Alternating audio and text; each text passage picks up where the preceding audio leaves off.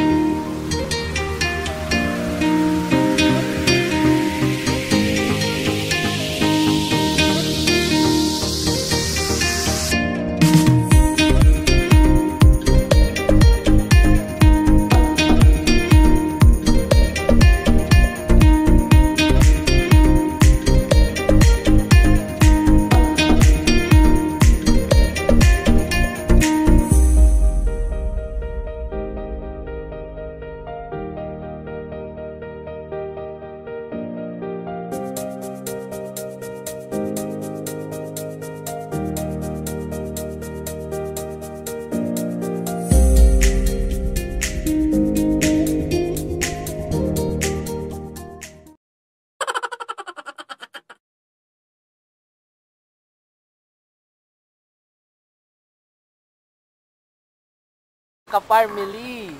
meron tayong little guest. Ayan po, nahiya na siya. Pero gusto niya lang daw makita sa YouTube. Okay. Doon tayo sa Ampalaya. Halika na nun. Sa Ampalaya tayo. Halika. 2, 3, go! What's up mga ka-family? Meron tayong little farm boy. Ito yung little farm boy. Flex ko lang ang aking little farm boy. Gusto niya kasing makita sa YouTube. At saka gusto niyang ipakita yung kanyang mga tanim na ampalaya. Ayan. So Yuri, anong masasabi mo Yuri sa ampalaya mo? Ayan, awkward. Awkward mga ka-family. So ito yung aking family. Ito para pag kami nagtatanim.